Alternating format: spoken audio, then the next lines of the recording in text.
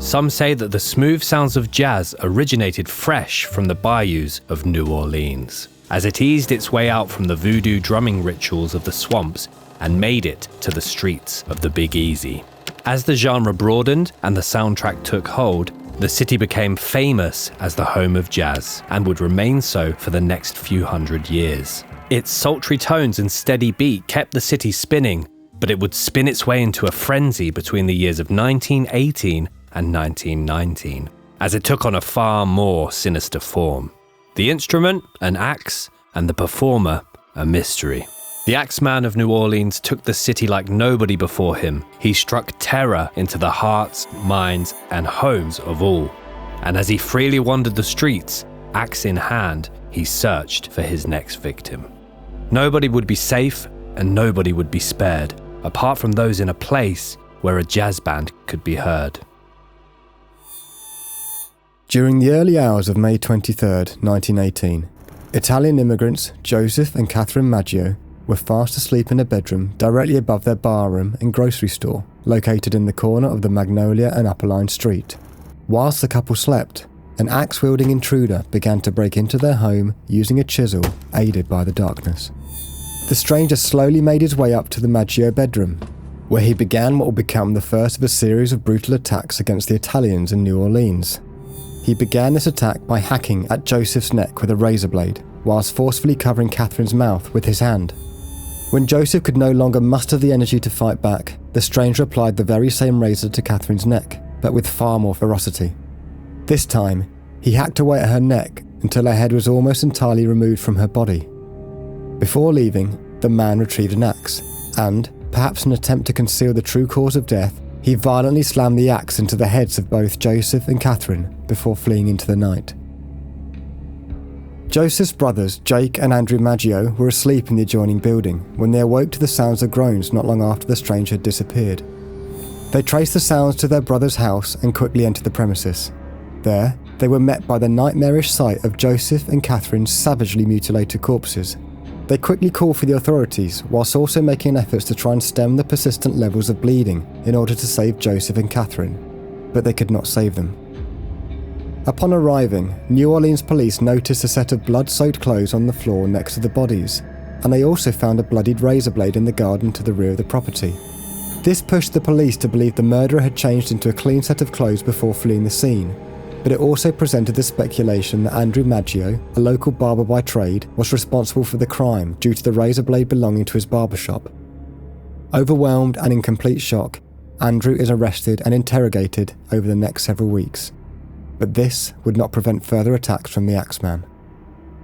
In late June of 1918, and once again during the early hours, German-American Louis Bazuma and his mistress Harriet Lowe were asleep in the back room of their grocery store, located on the corner of Dersenoir and La Harpe Street, when a strange man who had been lurking around the front of the store for some time slowly broke into the building and crept his way towards the back room, this time armed with a hatchet. Harriet awoke to the ghastly sight of an armed intruder standing over her bed. And before her body would allow her to let out a scream, the man hacked at both Harriet and Louis with the hatchet, striking Louis in the head and Harriet in her face. The blows did not stop. Thinking that he had claimed his third and fourth victims, the Axeman vanished into the night. The following morning, the couple were found lying in pools of their own blood by the driver of a bakery wagon who was attempting to make a delivery to the store. Barely conscious, Louis was able to explain to the driver that he had been hit in the head with a hatchet whilst he was sleeping. The police are called, and Louis and Harriet received immediate medical attention.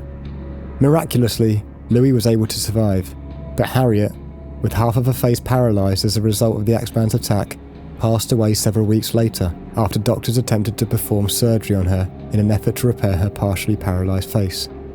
Suspicions were thrown in every direction, and once friendly neighbours began to live in fear of one another. The police initially believed Andrew Miglia to be responsible, and now, having found a bloody hatchet in the bathroom of Louis Bessemer's, they believe Bessemer to be the Axeman. The New Orleans news media riled the public into a frenzy, and panic spreads across the city. The police immediately bring Louis in for questioning, but once again, despite apprehending their prime suspect, the attacks of the Axeman continue. During the night of August 5th, 1918, just hours after Harriet Lowe had passed away, Anna Schneider, a 28-year-old, who was also 8 months pregnant at the time, awoke to find a tall, dark stranger at the end of her bed. The stranger attacked her with an axe, striking her several times in the hands, arms, face and body. The strikes were so vicious that he had even removed part of Anna's scalp. Once the Axeman's attacks were complete, he fled into the night. Astonishingly, Anna was able to survive the attack, and she gave birth to a healthy baby girl just 2 days after her encounter with the Axeman. 5 days later, the Axeman conducts his 6th attack, this time attacking Joseph Romano, an elderly Italian-American who was living with and receiving support from his 2 nieces. During the early hours of August 10th, 1918, the 2 nieces awoke to the sounds of groaning, what would seem to be furniture moving in Joseph's room. The sisters rushed to Joseph's room, where they found him on the floor, covered in a pool of his own blood, with 2 axe-inflicted open wounds to the head. They also managed to witness, if only for a few seconds, the shadowy attacker fleeing the room, out into the darkness of the streets. The girls were able to distinguish that he was a dark-skinned, larger man who wore an oversized dark suit topped with a slouched black trilby hat. Like many of the previous attacks, no items were found to have been stolen from the house, and the murder weapon was left in sight of the crime scene, with police finding a blood-drenched axe in the rear of the garden property. Joseph passed away as a result of his injuries just 2 days later. The murder of Joseph Romano created a new level of widespread fear and chaos across the city, particularly within the Italian-American communities, with residents living in constant fear that they would fall victim to the next Axeman attack. New Orleans police received a huge number of reports in which locals claimed to have seen the Axeman lurking in the shadows of the New Orleans neighbourhoods. A few men even called to report they had woken up only to find axes in their backyard. The chaos seemed to subside over the next 7 months, and a sense of serenity was seemingly restored. However, the Axeman may have been using this time to prepare for his magnum opus, an attack that would change the city forever. During the night of March 10th, 1919, the Courty Miglia family, Italian immigrants made up of Father Charles, Mother Rosie, and the pair's 2-year-old daughter Mary, were fast asleep in their home in Gretna, Louisiana, when a local shop worker named Rolando Giordano heard multiple piercing screams coming from the Courty Miglia home as he was passing by. When Rolando arrived at the scene, he found the entire Courty Miglia family had been viciously attacked with both a blunt and a bladed instrument.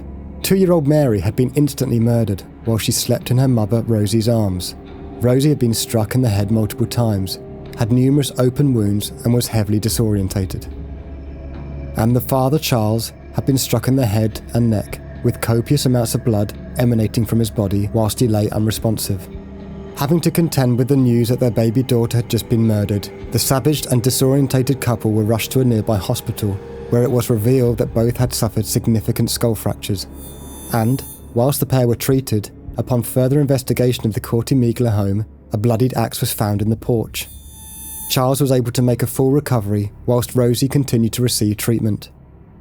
Perhaps still trying to comprehend her grief and manage her pain medication, Rosie made hazy claims that it was in fact Rolando and his 18-year-old son Frank that were responsible for the brutal attack on her family. Her husband Charles and Rolando immediately and vehemently denied this. Despite zero crime scene evidence, a victim of the attack denying the allegations made by his wife, and Rolando being a 69-year-old man in ill health that would have prevented him from being able to carry out these savage attacks, Rolando and his son Frank were arrested and charged with murder. The father and son would be kept in jail for almost a year before Rosie admitted that she had made false accusations fueled by grief and resentment. And of course, whilst Rolando and Frank were in prison, axes continued to swing. So at this point, the police are fairly certain they have a serial killer on their hands, but there are limited consistencies in the crimes, and a lack of clues or evidence to go by. The media have completely sensationalized the murders, and the city is now in widespread panic, with everybody pointing the finger at everybody else. A city known for its vibrant nightlife and party scene has come to an abrupt halt. It is now, appropriately, a ghost town. It is here the police's biggest lead presents itself, a letter penned from the hand of the Axeman himself. They have never caught me, and they never will. They have never seen me, for I am invisible. Even as the ether that surrounds your earth, I am not a human being, but a spirit and a demon from the hottest hell. I am what you Orleanians and your foolish police call the Axeman. When I see fit, I shall come and claim other victims. I alone know whom they shall be. I shall leave no clue except my bloody axe, besmeared with blood and brains of he whom I have sent below to keep me company. If I wished, I could pay a visit to your city every night. At will, I could slay thousands of your best citizens, and the worst, for I am in close relationship with the Angel of Death. Now, to be exact, at 12:15 earthly time on next Tuesday night, I'm going to pass over New Orleans. In my infinite mercy, I'm going to make a little proposition to you people. I am very fond of jazz music, and I swear by all the devils in the nether regions that every person shall be spared in whose home a jazz band is in full swing at the time I have just mentioned. If everyone has a jazz band going, well then, so much the better for you people. One thing is certain, and that is that some of you people who do not jazz it out on that specific Tuesday night, if there be any, will get the axe. It is about time I leave your earthly home. I will cease my discourse, hoping thou wilt publish this, that it may go down well with thee. I have been, am, and will be the worst spirit that ever existed, either in fact or realm of fancy. The Axeman.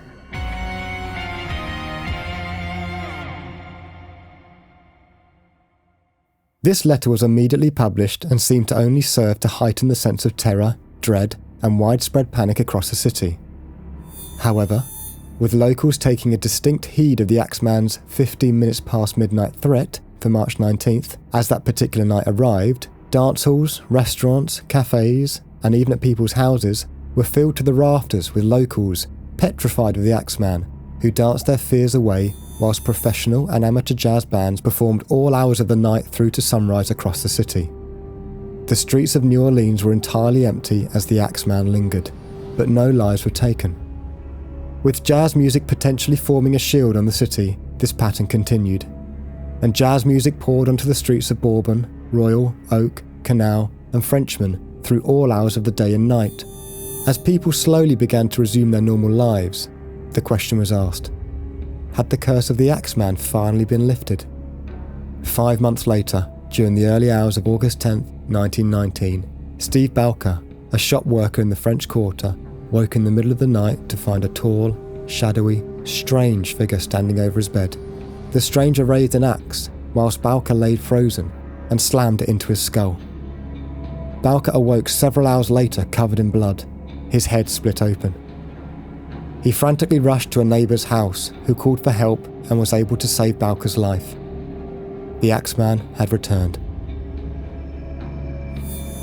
Just a few weeks later, during the final hours of September 3rd, 1919, Sarah Lauman, a 19-year-old shop worker, was brutally attacked by the Axeman while she slept, striking her several times in the head and face, separating several of her teeth from her mouth. She was found unconscious the following morning by neighbours, but was miraculously able to make a complete recovery. A bloodied axe was found in the front garden, and the Axeman had evaded capture once again. The following month, during the night of October 27th, Mike Pepitone, an Italian immigrant and father of 6, was woken by his wife, who claimed that she heard noises coming from the door of their bedroom. Upon trying to inspect the door, Mike was immediately and forcefully struck in the head with an axe, causing a gash so deep and so prevalent the blood spatter began to fill the room. Upon hearing the screams of Mrs. Pepitone, the Axeman escaped into the darkness of the night, whilst Mike Pepitone very quickly bled to death in front of his horrified wife. Mrs. Pepitone, perhaps overcome by shock, was unable to describe any key features of the Axeman, and her husband's killer would never be caught, despite widespread city searches and thousands of police inquiries being followed. The Axeman, having killed 6 people and injured an additional 6, appeared to simply vanish into the darkness. Like the demon spirit he'd claimed to have been, the New Orleans police, as well as the thousands of New Orleanians that were impacted by the case, would never receive justice. To this day, jazz music is a resident of New Orleans, but to some, its sultry, brassy tones convey a far darker message than they ever believed possible. And there you have it, a truly harrowing mystery that haunts the city of New Orleans to date and remains unsolved. With the Axeman simply vanishing into the night, the jazz music remained. Until next time, keep doing what you're doing.